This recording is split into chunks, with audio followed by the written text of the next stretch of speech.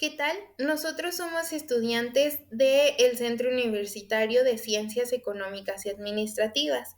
Somos alumnos de la carrera de Contabilidad Pública y en esta ocasión les hablaremos de la evaluación para el desempeño, pero en la contabilidad gubernamental. Para iniciar, hablaremos del artículo 54 de la Ley General de Contabilidad Gubernamental, el cual nos dice que la información presupuestaria y programática que forme parte de la cuenta pública deberá relacionarse con los objetos y prioridades de la planeación del desarrollo. Asimismo, deberá incluir los resultados de la evaluación del desempeño de los programas federales, de las entidades federativas, municipales y de las demarcaciones del Distrito Federal, así como los vinculados al ejercicio de los recursos federales que les hayan sido transferidos. El artículo 46, fracción cuarta de esta misma ley, dice que la información complementaria para generar las cuentas nacionales y atender otros requerimientos provenientes de organismos internacionales de los que México es miembro. Los estados analíticos sobre deuda pública y otros pasivos y el de patrimonio deberán considerar por concepto el saldo inicial del ejercicio, las entradas y salidas por transacciones, otros flujos económicos y el saldo final del ejercicio.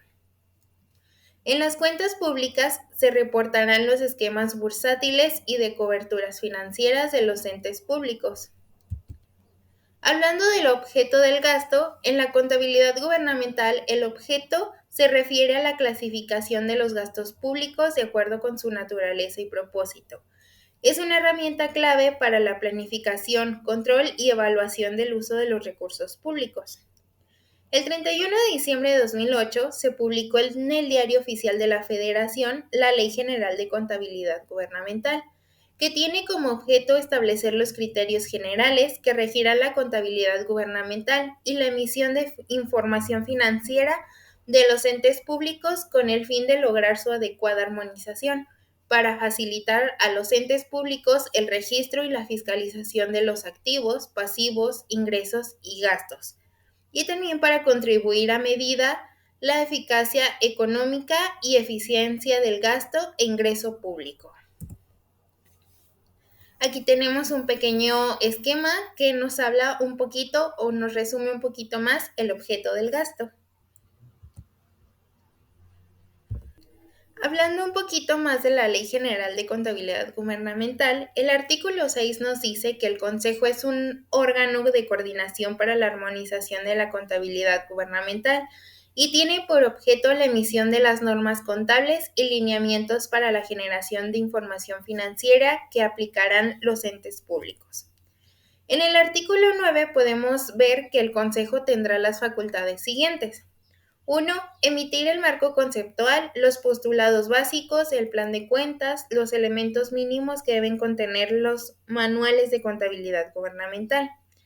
2. Emitir los requerimientos de información adicionales y los convertidores de las cuentas contables y complementarias para la generación de información necesaria en materia de finanzas públicas. 3. Emitir lineamientos para el establecimiento de un sistema de costos. Y por último, emitir las reglas de operación del Consejo, del Comité y de los consejos de armonización contable de las entidades federativas. Bien, ahora hablaremos un poquito del sistema de contabilidad gubernamental. Este sistema que cada ente público utilizará como instrumento de la administración financiera gubernamental registrará de manera armónica, delimitada y específica las operaciones contables y de presupuestos derivadas de la gestión pública, así como los otros flujos económicos. Los entes públicos deberán asegurarse que el sistema refleje la aplicación de los postulados básicos, normas contables y específicas e instrumentos que establezca el CONAC. Facilite el reconocimiento de las operaciones de ingresos, gastos, activos, pasivos y patrimoniales de los entes públicos. Integre en forma automática todo el ejercicio presupuestario con la operación contable a partir de la utilización del gasto y el ingreso devengado. Permita que los ingresos se efectúen considerando la base acumulativa para la integración de la información contable y presupuestaria. Y por último, que se refleje un registro congruente y ordenado de cada operación que genere derechos y obligaciones derivados de la gestión económico-financiera de los entes públicos. El objeto del gasto tiene varias categorías. En el 1 tenemos gastos de personal. Incluyen sueldos, salarios, prestaciones y cualquier otro tipo de remuneraciones a los empleados públicos. Después tenemos los gastos de bienes y servicios, que comprenden la adquisición de bienes, ya sean materiales o equipos, y en servicios como alguna consultoría, mantenimiento, que sean necesarios para el funcionamiento de la administración pública. Tenemos los gastos de transferencia, que son los pagos que se realizan a personas, organizaciones o entidades sin recibir a cambio un bien o servicio directo, como subsidios o ayudas sociales. Los gastos de inversión se refieren a las erogaciones destinadas a la creación, mejora o mantenimiento de infraestructura pública como edificios, carreteras y otros activos duraderos. Y por último tenemos los gastos financieros, incluyen los intereses y otros costos relacionados con la deuda pública. Las clasificaciones de los gastos públicos tienen por finalidad ofrecer información valiosa de la demanda de bienes y servicios que realiza el sector público, permitir identificar con claridad y transparencia los bienes y servicios que se adquieren, las transferencias que se realizan y las aplicaciones previstas en el presupuesto. Felicitar la programación de las adquisiciones de bienes y servicios y otras acciones relacionadas con administración de bienes del Estado. En el marco del sistema de cuentas gubernamentales integradas e interrelacionadas, el clasificador por objeto del gasto es uno de los principales elementos para obtener clasificaciones agregadas. ¿Cuál es la importancia de esto? En primer lugar, la transparencia. Facilita la rendición de cuentas al permitir un seguimiento claro de cómo se utilizan los recursos públicos. Después tenemos la planificación. Ayuda en la elaboración de presupuestos más efectivos y en la identificación de áreas prioritarias para la inversión. Y por último, la importancia del control, que permite a las entidades gubernamentales supervisar el cumplimiento de las metas y objetivos establecidos. Para esto tenemos una estructura de codificación. La estructura de clasificador por objeto del gasto se diseñó con un nivel de desagregación que permite que sus cuentas faciliten el registro único de todas las transacciones con incidencia económica financiera. Es por ello que la armonización se realiza a tercer dígito, que corresponde a la partida genérica, formándose la siguiente estructura. Aquí podemos ver cómo se clasifican los gastos, las cuentas que son necesarias para que una entidad pueda llevar una buena administración pública. En el siguiente también tenemos el listado donde ya llegamos hasta la deuda pública. Y bueno, como principales indicadores, conforme a la definición de la Ley General de Contabilidad Gubernamental, un indicador de desempeño o de resultado es la expresión cuantitativa o cualitativa correspondiente a un índice, medida, cociente o fórmula, que establece un parámetro del avance en el cumplimiento de los objetivos y metas. Esto nos permite monitorizar los estados financieros de una empresa o, en este caso, un ente público. Los indicadores de programas y políticas sociales son una herramienta que, a partir de variables cuantitativas o cualitativas, miden el logro de los objetos de los programas y políticas de desarrollo social. A través del seguimiento de estos indicadores es posible contar con información oportuna sobre su desempeño. Existen diversos tipos de indicadores de resultados o desempeño. No obstante, en la administración pública se utilizan básicamente dos. El primero es el indicador de gestión. Este indicador de desempeño mide el avance y el logro en procesos y actividades, es decir, sobre la forma en que los bienes y servicios públicos son generados. Y el segundo indicador es el indicador estratégico, que mide el grado de cumplimiento de los objetivos de las políticas públicas y de los programas presupuestarios que impactan de manera directa en la población objetivo o área de enfoque. En la Secretaría de Hacienda y Crédito Público nos definen a mayor detalle ambos tipos de indicadores. Los estratégicos los refiere como aquellos que miden el grado de cumplimiento de los objetivos de las políticas públicas y de los programas presupuestarios. Contribuyen a corregir o fortalecer las estrategias y la orientación de los recursos. Incluyen los indicadores de fin, propósito, aquellos de componentes que consideran subsidios, bienes y o servicios que impactan directamente a la población o área en enfoque. Impactan de manera directa en la población o área de enfoque. Aquí tenemos una pequeña dimensión de los indicadores. Se refiere al aspecto particular del objetivo a ser medido. Por ejemplo, tenemos la economía, la calidad, eficiencia y eficacia. En el sistema de evaluación del desempeño tenemos un sistema. Es el conjunto de elementos metodológicos utilizados para establecer los objetivos de los programas y políticas públicas, medir sus avances, evaluar desde su desempeño hasta sus resultados y mejorar su implementación. Está organizado en dos fases, el seguimiento y la evaluación. Los indicadores de desempeño son herramientas que sirven para medir el logro de objetivos de los programas presupuestarios. Proporcionan información del panorama en el que inicia su implementación, o sea, la línea base. Miden el avance de sus procesos, que es el seguimiento, y el cumplimiento de sus objetivos, que son las metas.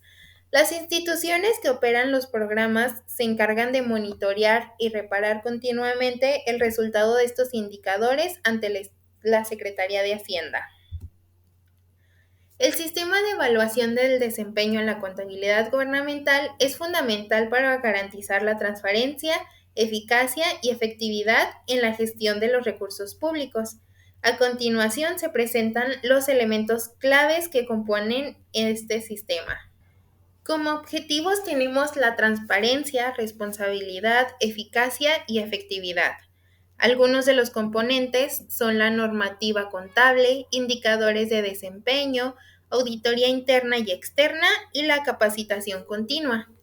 En el proceso vemos la recopilación de datos, análisis de resultados e informe de evaluación. Como beneficios del sistema tenemos el mejorar la toma de decisiones, aumento de la confianza ciudadana y optimización de recursos. Y por último, los retos y desafíos son la adaptación a cambios normativos, integración de tecnologías y resistencia al cambio. ¿Qué es un plan de desarrollo? Es el documento en el que el Gobierno de México, a través de consultar a la población, explica cuáles son sus objetivos y estrategias prioritarias durante el sexenio. El objetivo del Plan Nacional de Desarrollo es el transformar la vida pública del país para lograr un mayor bienestar para todos y todas. La visión es buscar, establecer y orientar todo el trabajo que realizarán las y los servidores públicos los próximos 6 años para lograr el desarrollo del país y el bienestar de las y los mexicanos. Pero, ¿qué son los ejes rectores generales? Los ejes generales agrupan diversos temas prioritarios en la agenda pública.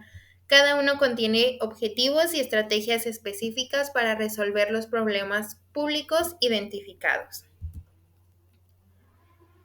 Algunos de estos ejes tenemos el primero como justicia y Estado de Derecho.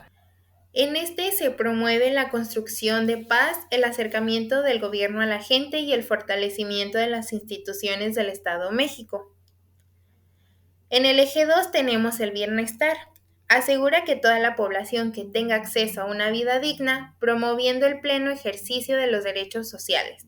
Al mismo tiempo, se enfoca en garantizar protección social para personas que viven en situaciones vulnerables. En el eje 3 tenemos el desarrollo económico. que se garantiza el uso eficiente y responsable de recursos y la generación de los bienes, servicios y capacidades humanas para crear una economía fuerte y próspera. Como ejes transversales tenemos el de igualdad de género, no discriminación e inclusión, que es el reconocimiento de las desigualdades que existen por razón de sexo, origen étnico, edad, condición de discapacidad, condición social y a las desigualdades territoriales. El segundo eje es el combate a la corrupción y mejora de la gestión pública. Busca que las políticas públicas estén encaminadas a eliminar la corrupción y garantizar la eficiencia de la administración pública. Y por último, el eje territorial y desarrollo sostenible, que es el reconoce que toda acción que se toma en la presente se índice en las capacidades de las generaciones futuras y de que toda política pública actúa en espacio con características particulares. El Plan Nacional tiene algunas fases. Por ejemplo, tenemos el trabajo conjunto de las dependencias y entidades del Gobierno Federal de México, complementando con la participación de diferentes actores. Esto hasta el 1 de marzo. Se realiza un diagnóstico de los problemas públicos y se proponen objetivos y estrategias para su atención. También tenemos la participación y consulta de la ciudadanía. Esto se hace hasta mediados de abril. Se abren espacios para consultar a la población, dando especial atención a grupos prioritarios para que participen y aporten propuestas para el Plan Nacional de Desarrollo. La siguiente etapa es la conformación del documento final, esto hasta el 30 de abril. Se enriquecen y modifican las propuestas preliminares del Gobierno de México con los insumos de los foros y las propuestas y consultas en esta página. Después se hace la presentación a la Cámara de Diputados, que es el 30 de abril. El presidente presenta ante la Cámara de Diputados el proyecto de Plan Nacional de Desarrollo para su discusión y aprobación. Ahora hablaremos un poquito del Coneval. El Coneval es el Consejo Nacional de Evaluación de la Política de Desarrollo Social. Es un organismo público descentralizado de la Administración Pública Federal con autonomía y capacidad técnica para generar información objetiva sobre la situación de la política social y la medición de la pobreza en México, que permita mejorar la toma de decisiones en la materia. Como misión tienen el medir la pobreza y evaluar los programas y la política de desarrollo social para mejorar sus resultados y apoyar la rendición de cuentas. El Coneval espera ser una institución reconocida por una credibilidad y rigor técnico para generar información objetiva y útil que contribuye a la mejora de la política social. Básicamente, el Coneval tiene por objetivo proporcionar que los y las tomadores de decisión y hacedores de la política social usen los análisis y las recomendaciones sobre el estado de desarrollo social que genera el Coneval. De acuerdo con la Ley General de Desarrollo Social, el Coneval tiene dos objetivos principales: normar y coordinar la evaluación de la Política Nacional de Desarrollo Social y las políticas, programas y acciones que ejecuten las dependencias públicas. Y el otro objetivo es establecer los lineamientos y criterios para la definición, identificación y medición de la pobreza, garantizando la transparencia, objetividad y rigor técnico en dicha actividad. En la relación con la medición de la pobreza, el Coneval tiene la responsabilidad de emitir los lineamientos y criterios para la definición, identificación y medición de la pobreza utilizando la información que genere el INEGI, mediante los indicadores ingreso corriente per cápita, rezago educativo, acceso a los servicios de salud, acceso a la seguridad social, calidad y espacios de la vivienda, acceso a los servicios básicos en la vivienda, acceso a la alimentación y, por último, grado de cohesión social. Ahora hablaremos un poquito de la matriz de indicadores para resultados. Es una herramienta de planeación que identifica en forma resumida los objetivos de un programa, incorpora los indicadores de resultados y gestión que miden dichos objetivos, Especifica los medios para obtener y verificar la información de los indicadores e incluye los riesgos y contingencias que pueden afectar el desempeño del programa. Los indicadores son una herramienta utilizada a partir de variables cuantitativas o cualitativas para medir el logro de los objetivos de los programas de desarrollo social y que presentan un referente para el seguimiento de los avances y la evaluación de sus resultados. De acuerdo a Coneval, la matriz de indicadores de este año del 2024, podemos ver sobre los programas de Secretaría de Agricultura y Desarrollo Social, por ejemplo. Esto nos dice que tiene 10 programas y tiene un indicador de 184. Tenemos varios programas que de esta podemos destacar el abasto social de leche a cargo de Liconza, producción en el bienestar y generación de proyectos de investigación son los que suenan un poquito más. Hablando de la Secretaría de Economía, tiene 2 programas con 27 indicadores. Algunos de ellos son la protección de los derechos de los consumidores y la generación y difusión de la información para el consumidor.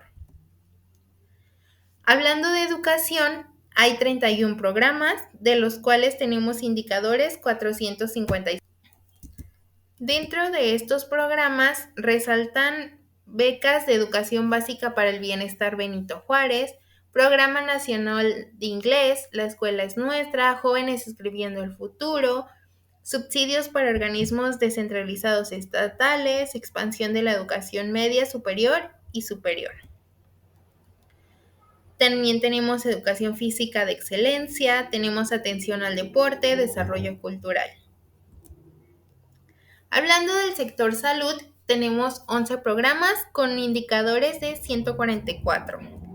Algunos programas son prevención y control de sobrepeso, obesidad y diabetes, vigilancia epidemiológica, atención a la salud, programas de vacunación, servicios de asistencia social e integral. En la Secretaría del Trabajo tenemos 6 programas con 70 indicadores. En uno de los programas son Jóvenes Construyendo el Futuro, Programa de Apoyo al Empleo, Ejecutación a nivel nacional de acciones de promoción, vigilancia de los derechos laborales. En el sector de desarrollo agrario tenemos 6 programas con indicadores de 98. Algunos programas son Programa de Vivienda Social, Programa Nacional de Reconstrucción, Programa para regularizar asentamientos humanos, entre otros. Hablando del medio ambiente, existen 10 programas con indicadores de 184. Algunos de ellos son Desarrollo Forestal Sustentable para el Bienestar, Capacitación Ambiental y Desarrollo Sustentable, Investigación Científica y Tecnológica, Protección Forestal, por mencionar algunos. Y pues eso sería todo de nuestra parte, esperando que haya quedado claro el tema. Igual quedamos atentos a cualquier duda, cualquier pregunta. También les dejamos aquí nuestras referencias por si gustan investigar un poquito más. Muchas gracias a todos.